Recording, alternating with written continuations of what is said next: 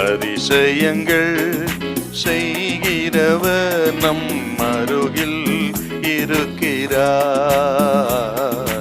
அற்புதங்கள் செய்கிறவர் என்றும் நமக்குள் வசிக்கிறார். 2 நாளாகமம் 20ஆம் அதிகாரம் 7வது வசனம். எங்கள் தேவனாகிய நீர் உம்முடைய ஜனமாகிய இஸ்ரவேலுக்கு முன்பாக இந்த தேசத்து குடிகளை துரத்திவிட்டு இதை உம்முடைய சிநேகிதனாகிய ஆபிரகாமுடைய சந்ததிக்கு என்றைக்கும் என்று கொடுக்கவில்லையா? ஆண்டவரே, நாங்கள் இருக்கிற இந்த பூமி ஆபிரகாம் சந்ததியாகி எங்களுக்கு நீர் கிருபையாய் கொடுத்தது.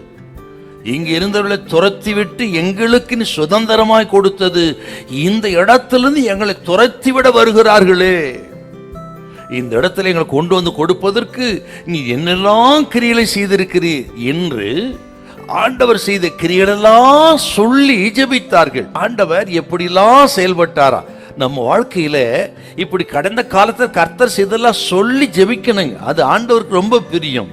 நன்றி நிறைந்த உள்ள நமக்கு இருந்தால் இப்படிதான் நான் ஜெபிப்போம். கடந்த காலத்திலே இப்படி எல்லாம் நடத்தினாரு, 10 வருஷம் முன்னாடி, சில வருஷம் முன்னாடி இப்படிலாம் இருந்தேன், என் குடும்பம் இருந்தது, ஆனா இப்படி எங்களை உயர்த்தி இருக்கிறாரே, இந்த சூழ்நிலை இப்படி ஒரு நெருக்கம் வந்திருக்கிறதே சுவாமி, எங்களுக்கு இரக்கம் செய்யும்னு சொல்லி ஜெபித்தா அது இனிமையான ஒரு ஜெபங்க ஆண்டவருடைய செவிகளுக்கு.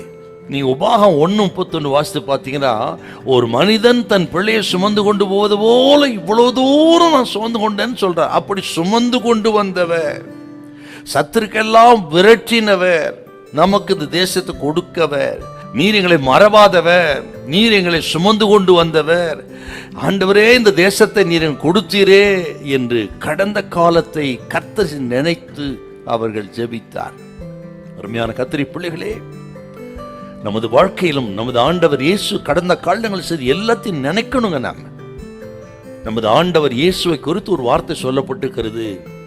இவரில் 13:8 இயேசு கிறிஸ்து நேற்றும் இன்றும் என்றும் மாறாதவன்.